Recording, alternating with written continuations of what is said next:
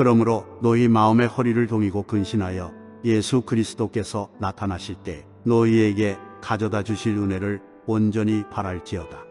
너희가 순종하는 자식처럼 전에 알지 못할 때에 따르던 너희 사욕을 본받지 말고 오직 너희를 부르신 거룩한 이처럼 너희도 모든 행실에 거룩한 자가 되라.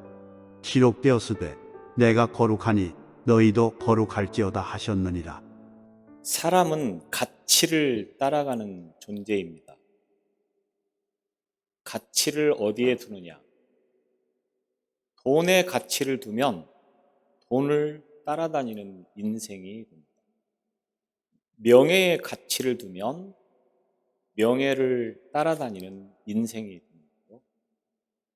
그러면 그리스도인의 가치는 과연 무엇이냐? 여러 가지 많은 표현들을 할 수 있겠는데 그리스도인의 가치라고 하는 것은 바로 거룩함이다 이렇게 표현을 할 수가 있겠습니다.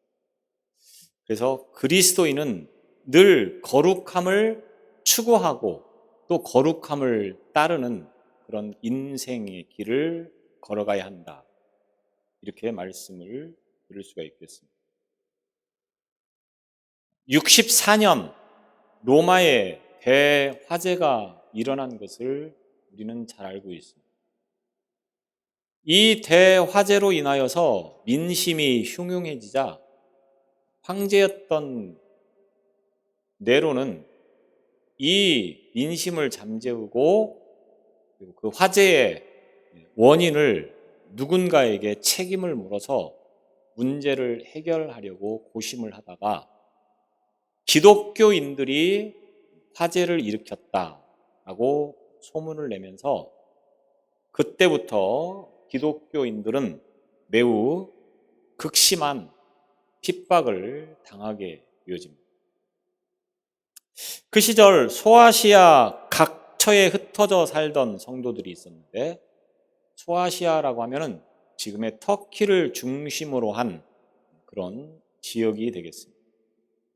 이곳에 흩어져 있던 성도들에게 베드로가 편지를 써서 여러 가지 많은 위기와 어려움과 환난과 핍박이 주어지지만 그것을 잘 참고 견디어야 된다고 하는 의도로 편지를 보내는데 그것이 바로 베드로 전서가 되겠습니다. 그래서 60년 이후 아마도 68년 사이에 어느 기간에 이 편지가 보내졌을 것이다 라고 학자들은 이야기를 합니다. 여기서 흩어져 있던 성도들이라고 하는 사람들은 유대인들은 절기가 되면 예루살렘에 가서 그 절기를 지키는 풍습을 가지고 있었습니다. 아마도 여러 지역에 흩어져 있던 많은 유대인들 가운데 예루살렘에 가서 절기를 지키다가 복음을 듣고 예수를 믿기 시작한 그들이 절기가 끝나고 다시 삶의 터전으로 돌아가서 교회를 세우고 또 예수를 믿는 그 믿음의 삶을 살기 시작하는데 우리는 이들을 가르쳐서 유대인 디아스포라라고 그렇게 이야기합니다. 그래서 이 흩어져 있는 유대인 디아스포라를 상대로 해서 베드로가 그들을 위로하고 격려하는 차원에서 이제 편지를 보내게 되어지는 것입니다. 아마도 이들은 고국을 떠나서 먼 타국에서 생활하는 데 있어서 여러 가지 차별 또는 부당한 대우들을 많이 받음으로 인하여서 여러 가지 어려움을 겪게 되었을 것인데 그러한 어려움 속에서 특별히 네로의 종교 탄압 이것으로 인하여서 그들은 더 어려움을 겪게 되어집니다. 특별한 경우를 제외하고는 그리스도인이라고 하여서 적극적으로 체포를 하거나 형벌을 주지 않았는데 이제 이 네로 황제의 핍박으로 인하여서 기독교인들은 항상 타겟이 되어집니다. 그래서 별로 문제 없이 잘 살다가도 좋지 않은 관계로 인하여서 고소를 당하게 되어지면 그들은 체포가 되어지고 감옥에 갇히고 불합리한 그런 대우를 받는 상황에 이르게 되어진다고 하는 거예요. 사람이 늘 좋은 관계만 유지되는 것은 아니지 않습니까? 좋을 때는 간도 쓸개도 다 빼줄 듯 하다가 조금만 관계가 틀어지면 언제 그랬냐는 듯 무섭게 돌변하는 것이 사람입니다. 이 시대에도 분명히 그런 사람들이 있었을 것이고 예수를 믿는 그런 사람들 가운데도 이런 문제로 고소를 당해서 큰 고초를 겪는 일들, 끌려가서 매를 맞거나 옥에 갇히거나 또는 심지어는 죽는 일들도 다반사로 일어나게 되어지는 그런 상황이 바로 이런 상황이었습니다. 그래서 이런 것들을 피해서 도망을 쳐서 사람이 인적이 드문 곳에 가서 이제 신앙을 지키는 사람들이 많이 있었어요. 그래서 터키 가면 데린구유라고 하는 곳이 있는데 이곳은 사람들이 살 수 있는 환경이 아닌 그런 곳에다가 동굴을 파서 그곳 깊은 곳에 가서 이제 평생 신앙생활을 하는 사람들을 이제 볼 수 있었다고 하는 것입니다. 이런 상황 속에서 사도 베드로가 디아스포라 성도들에게 그리스도인들이 어떤 존재인가를 설명해 주면서 현재 고난을 어떻게 이겨내야 할 것인지 권면하는 차원에서 편지를 보낸 이 내용이 바로 베드로 전서가 되는 것입니다. 베드로 전서를 통해서 베드로는 시험을 당하여서 근심당하게 될지라도 오히려 그 시험을 기쁘게 여기라 이렇게 권면하고 있습니다. 그 이유가 뭐냐? 시험을 당했는데 어려움을 만났는데 왜 그 시험과 어려움을 기쁘게 여겨야 되느냐? 오늘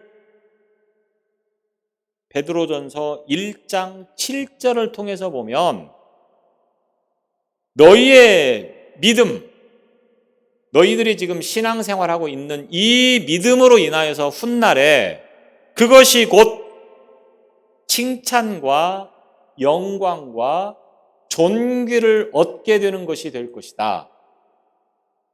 그래서 지금은 비록 어려운 가운데 있지만 박해나 핍박이나 여러 가지 많은 고초를 겪고 있지만 그 가운데서 믿음을 지키면 후에는 그것으로 인하여서 큰 기쁨과 영광이 주어질 것이다.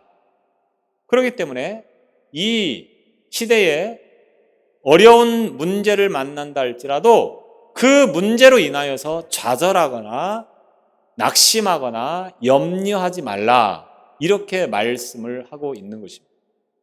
특별히 그리스도인들에게 있어서 소망은 무엇입니까? 하늘의 기업을 받을 자들입니다. 하늘의 기업을 받을 자들. 오늘 저와 여러분들이 이 땅에 살아가면서 사실 믿음으로 산다고 하는 것이 쉽지 않습니다. 알게 모르게 적지 않은 손해를 볼 수도 있고 또 불필요한 그런 논쟁을 일으키면서 사람들로 하여금 미움을 받을 수도 있습니다. 그럼에도 불구하고 우리가 믿음을 지키면서 살아가는 이유는 무엇입니까? 하늘에 소망을 두고 살아가기 때문에 그렇습니다. 하늘의 기업은 땅의 기업과 다르다고 합니다. 땅의 기업은 잠깐 동안 우리를 만족시켜주고 우리의 기쁨을 주는 것 같지만 영원한 것은 하나도 없습니다. 아무리 많은 부를 가지고 있다고 할지라도 그 부가 우리를 영원히 지켜주지는 못한다고 하는 거예요.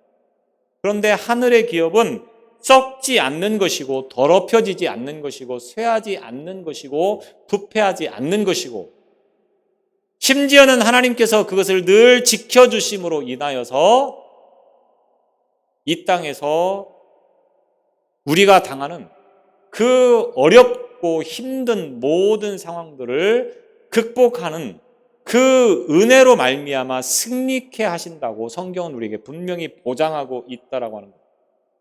그래서 이 하늘의 기업을 향하여서 나아가는 존재이기 때문에 지금 조금 어려운 문제를 만나고 핍박을 당하고 환난을 당하고 고초를 겪고 있다 할지라도 그걸로 인하여서 굴복하지 말라고 하는 겁니다. 끝까지 믿음을 지킨 자에게만 하늘의 기업이 주어지기 때문에 그 기업을 바라보면서 나아가야 되는 것이 곧 그리스도인이라고 하는 것입니다. 그래서 황제가, 로마의 정부가, 로마의 군대가 죽이려고 달려든다고 할지라도 믿음만큼은 버리지 말라고 하는 거예요. 세상에서 다 잃어버려도 믿음만큼은 잃어버리지 말라고 말씀을 하고 있는 거예요. 왜? 믿음만이 하늘의 기업을 얻을 수 있는 유일한 길이고 방법이기 때문에 그렇습니다. 여러분은 어떻습니까? 정말로 믿음만 다 잃어버려도, 다 버려도 믿음만 있으면 된다고 하는 그 믿음으로 살아가고 계십니까? 베드로는 하나님께서 허락하신 이 소중한 구원의 소망을 가진 그리스도인들에게 두 가지를 당부하는 말씀을 오늘 본문을 중심으로 말씀을 드리려고 합니다. 하나는 13절을 통해서 보면 마음의 허리를 동이고 근신하라 이렇게 말씀합니다. 마음의 허리를 동이고 근신하라. 마음, 이 마음이라고 하는 것은 관심의 집중이 곧 마음입니다. 마음이 가는 곳에 모든 것이 다 따라가게 돼 있습니다. 사람의 신체를 지배하는 것은 뭡니까? 머리, 뇌죠, 뇌. 머리에서 전달하는 대로 사람의 신체가 움직이는 겁니다. 머리에서 손을 움직이게 하면 손이 그 머리의 지시를 받아서 움직이는 거고 발이 지시를 받아서 움직이는 것입니다. 그런데 그 머리를 지배하는 것이 뭡니까? 마음이라고 하는 겁니다. 마음. 그래서 결국 사람은 이 마음의 지배를 받으면서 살아간다고 하는 겁니다. 그런데 이 마음이라고 하는 것이 우리의 몸만 지배하는 것이 아니고 몸과 영의 고리 역할을 하는 것이 마음이다. 이렇게 말씀을 드릴 수가 있는 것입니다. 다시 말하면 인간과 하나님을 연결하는 그 역할을 무엇이 하느냐? 마음이 하는 것이라고 하는 거예요. 그래서 참된 신앙은 마음의 문이 열릴 때 우리가 참된 신앙을 가지게 되는 겁니다. 신앙생활을 제대로 하지 못하는 이유는 마음의 문이 열리지 않기 때문이라고 하는 거예요. 머리가 나빠서 신앙생활을 못하는 게 아닙니다. 배우지 못해서 신앙생활을 제대로 하지 못하는 게 아닙니다. 마음이 닫혀 있기 때문에, 마음의 문이 열리지 않기 때문에 신앙생활을 제대로 못하는 것입니다. 신앙생활을 잘하고 못하고의 차이가 뭡니까? 머리의 문제가 아닙니다. 많이 배웠느냐, 조금 배웠느냐, 이 문제가 아니라고 하는 거예요. 신앙생활은 마음이 어떤 마음이냐에 의해서 지배를 당하는 경우들이 참 많다라고 하는 것입니다. 또 이 마음의 상태에 따라서 인생의 의미가 달라지는 것을 봅니다. 마음이 밝으면 인생이 밝아집니다. 제 얼굴이 어두우면 제 마음이 어두운 겁니다. 제 얼굴이 밝으면 제 마음이 밝은 겁니다. 모든 사람이 다 그렇습니다. 그래서 그 마음이 얼굴에 드러난다고 하는 거예요. 인생 40이면 얼굴을 책임져야 된다. 40이면 그 마음이 어떤 마음으로 세상을 살아왔느냐에 따라서 얼굴에 다 드러나게 되어 있다라고 하는 거예요. 그래서 마음이 어떤 상태냐라고 하는 것이 결국 그 인생이 어떤 상태냐. 그렇기 때문에 마음은 인생의 핵이고 생명의 근원이다. 이렇게 말씀을 드릴 수가 있겠습니다. 그래서 잠언 4장 23절에 모든 지킬 만한 것 중에 더욱 내 마음을 지키라. 생명의 근원이 이에서 남이니라. 생명의 근원이 마음에서 난다. 잠언 기자는 이렇게 이야기를 하고 있습니다. 베드로 사도가 마음의 허리를 동이고 근신하라 이렇게 권면하고 있습니다. 허리를 동이라 이 말은 옷을 입는 것과 매우 밀접한 관계에 있습니다. 이 시대에는 많은 의상 디자이너들이 여러 가지 의상을 다양하게 이제 개발을 해서 굉장히 다양한 옷을 입고 다닙니다. 그런데 이 시대에는 옷이라고 하는 것이 어떤 특별한 디자인에 의해서 만들어진 것이 아니고 넓은 천에다가 담요 같은 천에다가 가운데 구멍을 뚫어서 그냥 걸치면 옷입니다. 로마 시대의 어떤 그런 영화나 드라마를 보면 아마 그런 옷들을 보셨을 줄로 압니다. 이 옷이 군대 가면 판초우이라고 하는 것이 있는데 비가 오면 입는 것입니다. 근데 방수포에다가 가운데 구멍을 뚫어서 그냥 걸치면 그게 비옷이 되는 거예요.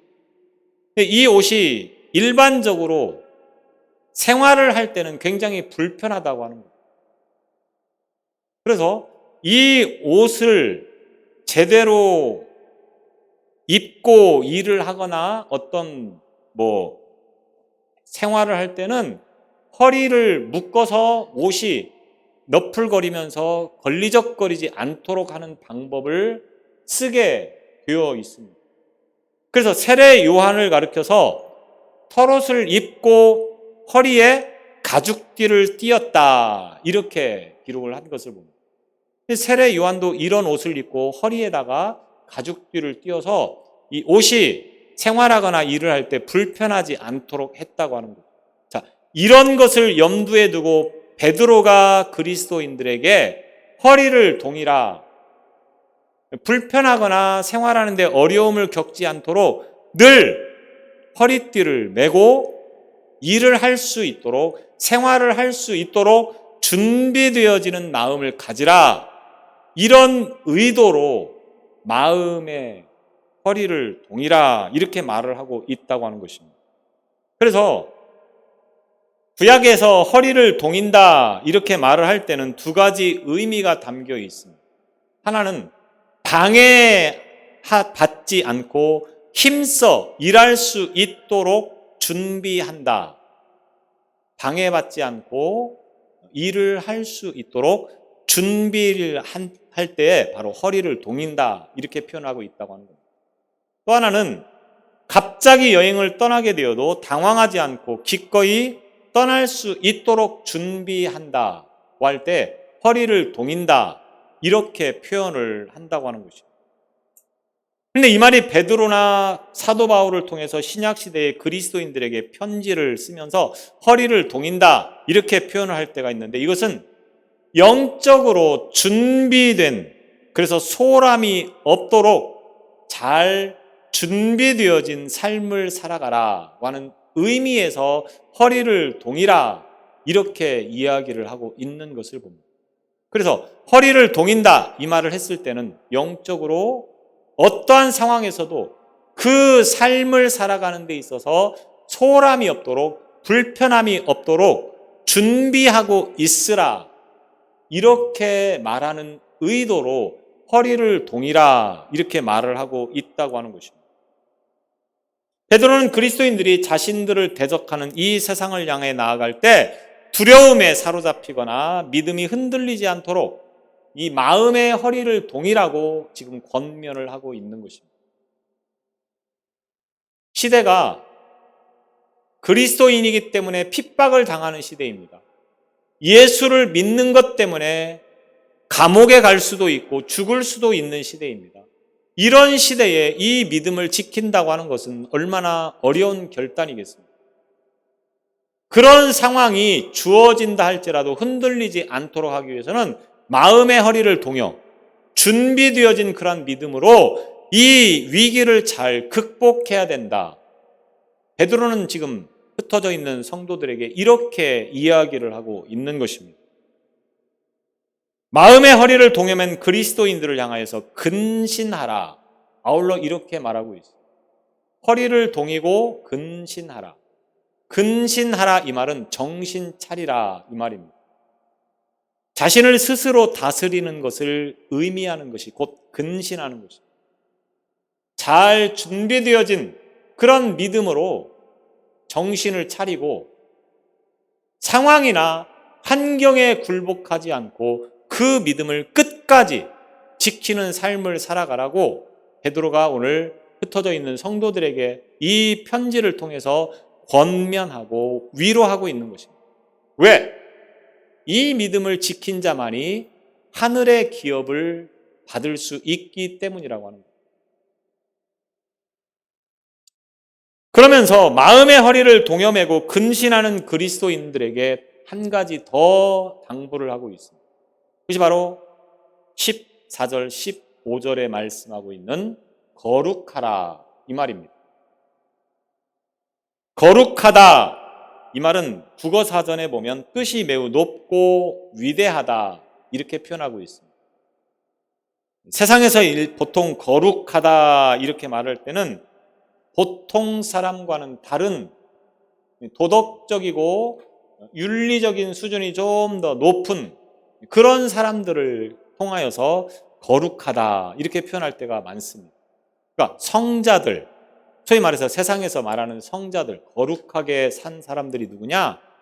보통 사람과는 다른 도덕과 윤리적인 측면에서 보면 수준 있게 산 사람들을 거룩하다 이렇게 말한다고 하는 거죠. 그런데 과연 성경에서는 이 거룩하다고 하는 이 말을 어떤 사람들에게 적용하겠습니까? 도덕적이고 윤리적인 차원에서 수준이 좀 더 있는 사람들을 거룩하다 이렇게 말했을까요?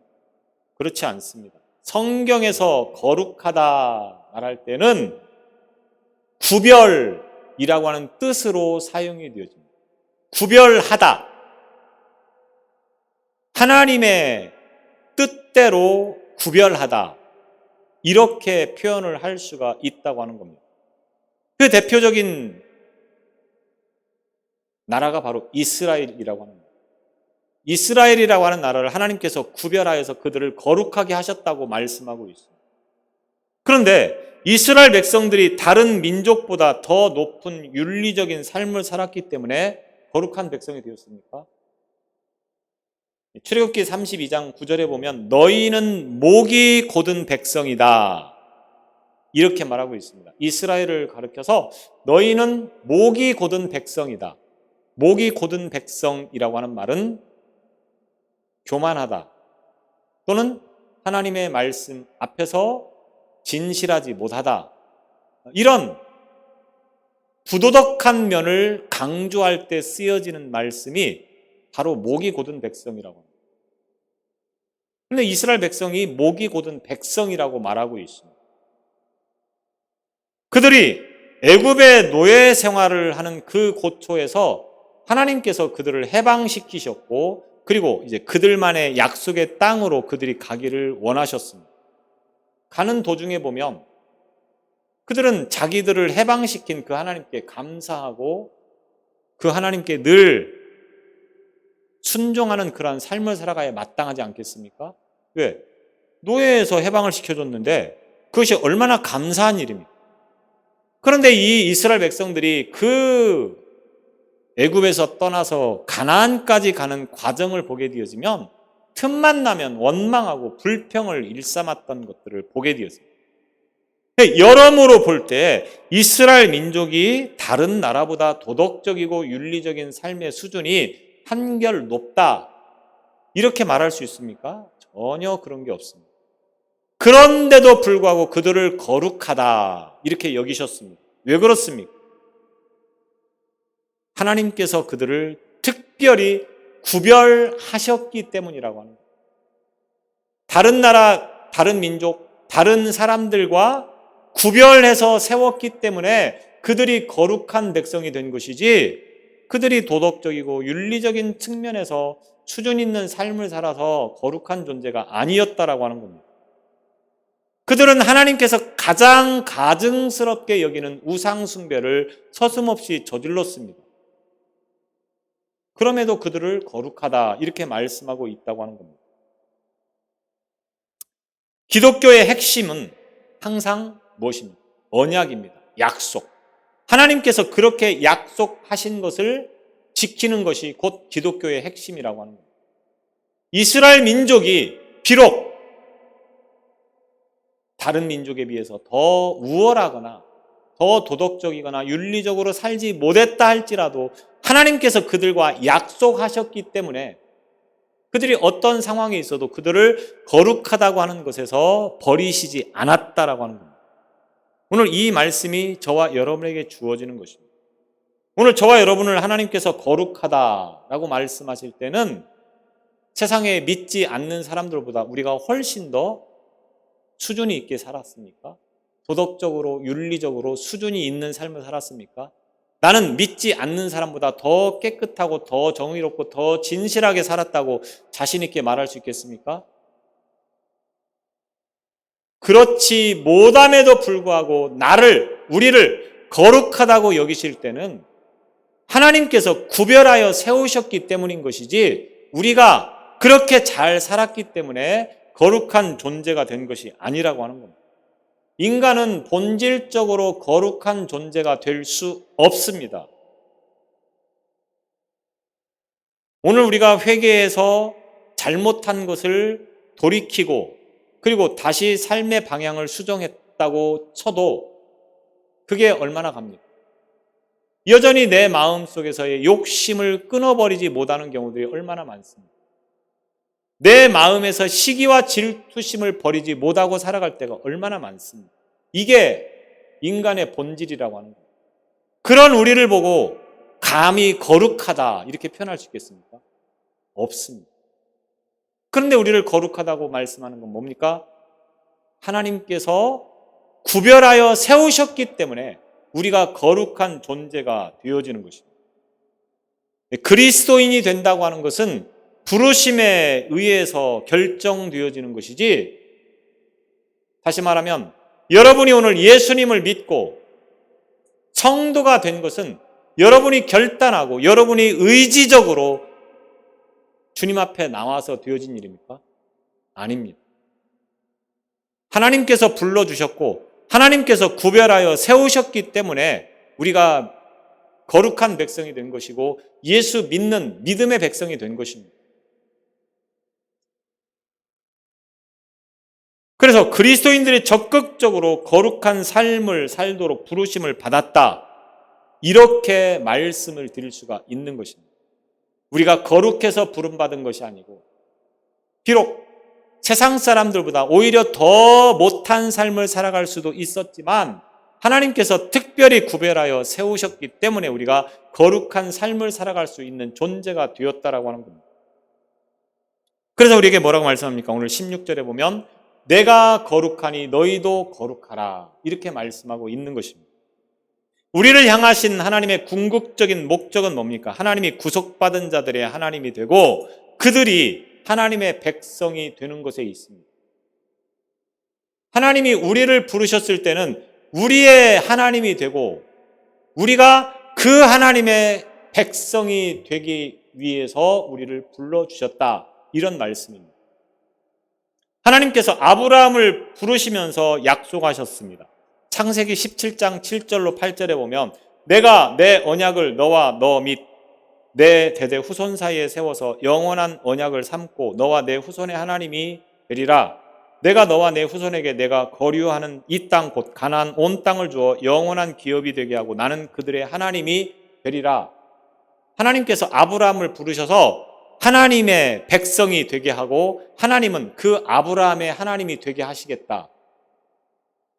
또 출애굽기 29장 45절로 46절에 보면 이스라엘을 애굽에서 인도해서 이스라엘 나라를 세우신 목적을 말씀합니다.